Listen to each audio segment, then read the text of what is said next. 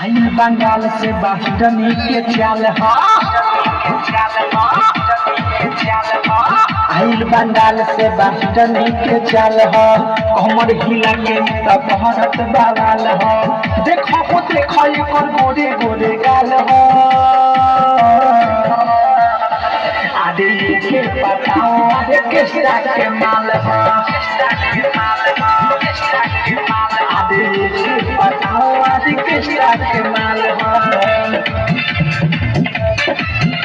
आदि किसका के माल हा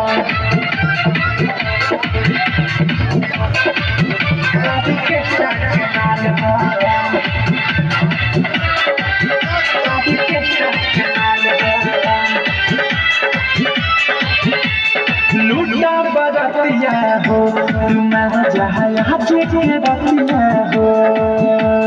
देखो ना अपन देखावे घूम के चोली के पटिया हो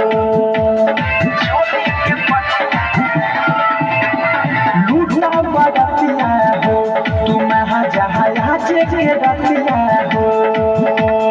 देखो ना अपन देखावे घूम के चोली के पटिया हो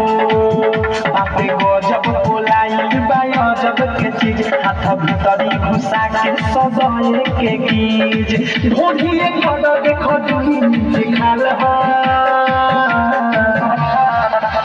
आदि के बताओ आदि किसका के माल हो आदि के बताओ आदि किसका के माल हो किसका के माल हो